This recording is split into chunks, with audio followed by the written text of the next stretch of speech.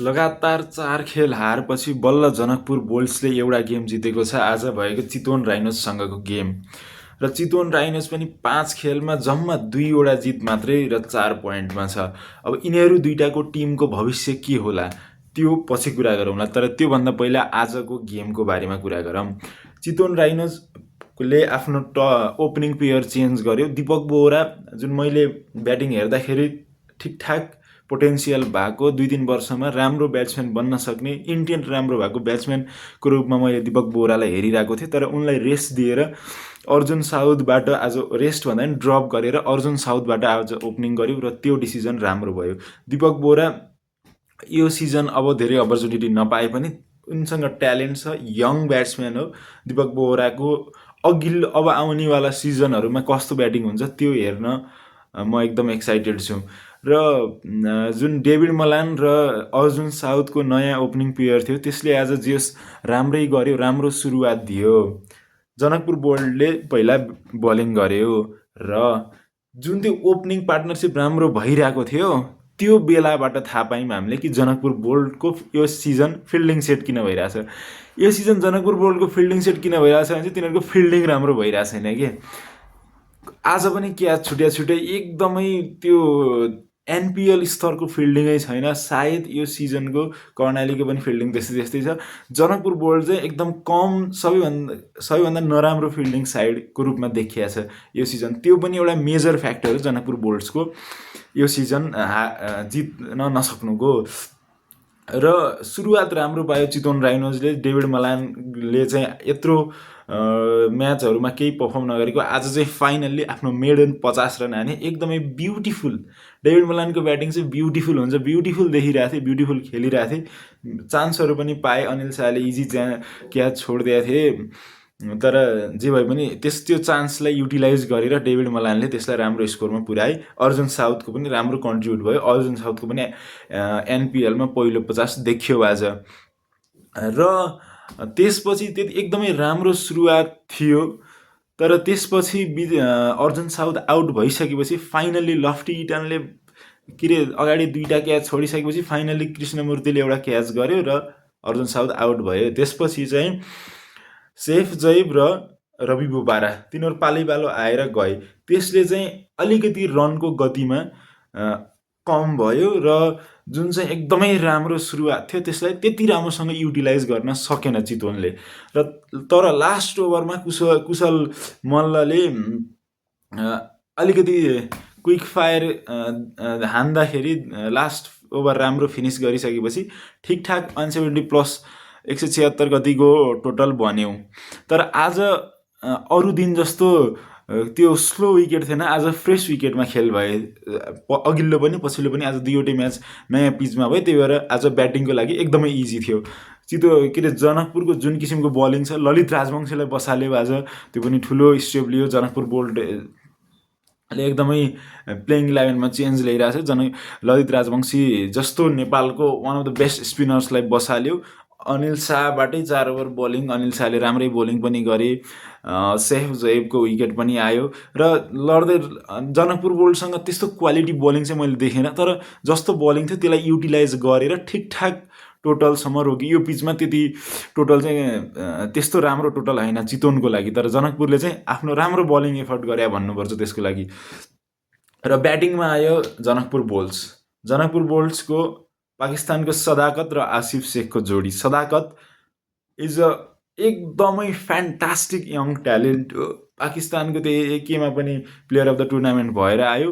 हामीले सदाकतलाई पाकिस्तानलाई रिप्रेजेन्ट गरेर पाकिस्तान टिमबाट खेलेको देख्छौँ कमिङ फ्युचरमा, त्यो स्योर हो। सदाकतको बोलिङ पनि दामी छ, लेफ्ट आर्म स्पिन, र ब्याटिङबाट पनि उसले मजाले सोहेल तन्वीरलाई त्यो 2टा चौका, अनि त्यसपछि पनि चाहिएको रेट एकदम इन्टेन्टका साथ ब्याटिङ गरेर त्यो 176 को टार्गेटलाई मजाले चेस गर्नको लागि राम्रो सुरुवात दियो। Asif Shaikh was looking good, तर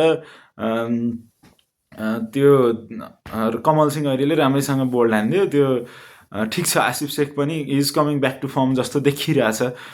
र त्यसपछि आए अनिल शाह। आज म केही टाइम लिएर अनिल शाहको तारिफ गर्न चाहन्छु। अनिल शाह जुन किसिमको प्लेयर हुन्, प्लेयर ब्याट्सम्यान मात्रै नभएर Anil Shah is a fantastic team man के। अनिल शाह अघिल्लो गेममा उनको पछि पोस्ट म्याच प्रेजेन्टेसन पनि हेरेँ मैले, त्यसमा उनले के भने चाहिँ अघिल्लो म्याच उनलाई खेल्न मन थियो मलाई, तर यो म्यानेजमेन्टको डिसिजन हो भने, इन्जर्ड थिएनन्, उनलाई चाहिँ खेल्न मन थियो, उनलाई टिममा कि कन्ट्रिब्युट गर्न मन थियो, क्याप्टेनको रूपमा नभए पनि एज अ प्लेयरको रूपमा उनलाई कन्ट्रिब्युट गर्न मन थियो। त्यो इज सच अ सेल्फलेस गाई के, उसमा के अरे मलाई बसाल्यो भनेर पनि केही दुःख छैन, म क्याप्टेन भएको 4 साल जिताएको, मलाई बसाल्यो भन्ने पनि केही दुःख छैन, त्यो इगो पनि छैन। He just want his team to win. र अघिल्लो गेममा जुन सुदूरपश्चिमसँग गेममा थियो, आफू ड्रप भएर पनि ऊ फिल्डमा इन्भल्भ भएर स्ट्राटेजी वाइज यताउतामा एकदमै इन्भल्भ भएर लागिरहेको थियो। र आज ब्याटिङ गर्न आउँदाखेरि अनिल शाहको चाहिँ के देखियो भन्दाखेरि हि वाज अलिकति रिल्याक्स टाइपको के, अघिल्लो गेमहरूमा चाहिँ क्याप्टेन भएर अथवा आफूमाथि प्रेसर पारिरहेको जस्तो देखिएको थियो, तर आज चाहिँ अलिकति रिल्याक्स भएर आफूलाई इन्जोय गर्नले खेले जस्तो, धेरै कुरा नसोचेर खेले जस्तो देखियो, र त्यो रनमा पनि परिणत भयो। एकदमै खुसी छु म अनिल शाहको लागि, जुन किसिमको मान्छे छन् ऊ। पछि पोस्ट म्याच प्रेजेन्टेसनमा पनि उनले भने म आजभन्दा पहिला सिरियस थिएँ, आज अलिकति कम सिरियस भएर खेलेको थिएँ भनेर।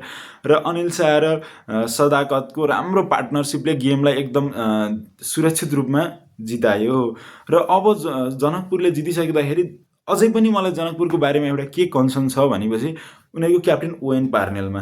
होलान् पार्नेल अनुभवी प्लेयर हुन्, क्याप्टेन गराउन लायक प्लेयर हुन्, तर पार्नेलले बोलिङ गरिरहेको छैनन्। पार्नेलले bowling as a pure batsman Parnell खेलिरहेको छन्। त्योभन्दा म अर्को एउटा अप्सन के देख्छु भनेपछि लहिरु मिलन्था पोहोर सिजनको हाइएस्ट रन स्कोरर अहिले बेन्चमा छन् जनकपुर बुल्सको, र Parnell as a pure batsman उनी आउने 17-18 ओभरमा हो। त्योभन्दा लहिरु मिलन्थाले टिमलाई अझ धेरै कन्ट्रिब्युट गर्न सक्थे कि भन्ने म एउटा क्वेसन्स तपाईँहरू सबैलाई राखिरहेको छु। तर पार्नेलको क्याप्टेन्सीमा आज जित्यो, आज पहिलो भिक्ट्री, 5 म्याचमा बल्ल एउटा जित, अझै 2वटा गेम छन्। प्लेअफमा के होला, प्लेअफमा जान सक्ने चान्स सबैको उति नै भइसकेको छ। के अरे सुदूरपश्चिम ढुक्कै जान्छ, विराटनगर जान्छ, त्यो बाहेक अरूको चाहिँ जे पनि हुनसक्छ। पोखरा, लुम्बिनी, चितवन, कर्णालीले पनि अघि भर्खर हार्यो। त्यो भएर प्लेअफ एकदमै खुलेको छ पोइन्ट्स टेबल। र हामी एनपिएलको यस्तो इन्ट्रेस्टिङ पोइन्टमा छौँ कि अब एभ्री म्याच चाहिँ त्यो पोइन्ट्स टेबल उथलपुथल पार्ने खालको म्याच हुनसक्छ। र चितवनको कुरा गर्दाखेरि चाहिँ मैले चितवनले खै केही न केही चाहिँ युटिलाइज गरिरहेको छैन जस्तो लाग्छ, किनभने चाहिँ रवि बोपारा उनीहरूको फरेन प्लेयरले राम्रो गरिरहेछ, डेभिड मलानले पनि राम्रो गर्यो, सेफजे पोरको प्लेयर अफ द टुर्नामेन्ट उसको राम्रोसँग युटिलाइज भइरहेको छैन। बोलिङमा सुयल तन्वीर ठिक छ, रिजन ढकालको इन्जुरीले घाटा चाहिँ लाग्यो, तर कतिसम्म घाटा लाग्यो, रिजन ढकाल जाने बित्तिकै यस्तो कमजोर चाहिँ नदेखिनु पर्ने। चितवन राइनोज अन पेपर हेर्दाखेरि चाहिँ मलाई एकदमै राम्रो लाग्छ, तर उनीहरूले पर्फर्म गरेर त्यो गर्न चाहिँ किन सकिरहेको छैनन्। चितवन राइनोजको बारेमा पनि एउटा इनडेप्थ एनालिसिस चाहिन्छ तपाईँहरूलाई भने भन्नुहोस्, म त्यो पनि गर्न तयार छु। तर एकदमै इन्ट्रेस्टिङ पोइन्टमा छौँ हामी। अब पोइन्ट्स टेबल के होला, कुन 4 टिम क्वालिफाई गर्लान् भन्ने एकदम इन्ट्रेस्टिङ पोइन्टमा छौँ। र आज एउटा राम्रो कुरा चाहिँ पिच अलिकति फ्ल्याट दियो, मतलब अलिकति फ्रेस पिच भयो, त्यस्तो लो पिच भएन, त्यो चाहिँ राम्रो हो। त्यस्तै पिचमा गरौँ, इन्ट्रेस्टिङ म्याचहरू हुन्छन्। आजको दोस्रो गेम पनि इन्ट्रेस्टिङ हुँदै थियो, वासिङटनले सेन्चुरी हान्यो, त्यसको बारेमा पछि कुरा गरौँला। र यो जनकपुर भर्सेस चितवनको रिभ्यू भयो। अब टुर्नामेन्टमा के होला, कुन टिमले क्वालिफाई गर्लान्, के लाग्छ तपाईँलाई त्यो चाहिँ कमेन्ट गर्नुहोस्। र म आजको यो भिडियोमा लास्टमा चाहिँ के भन्न चाहन्छु भने अनिल शाह राम्रो मान्छे हो, म खुसी छु तिम्रो लागि। Thank you so much, by by.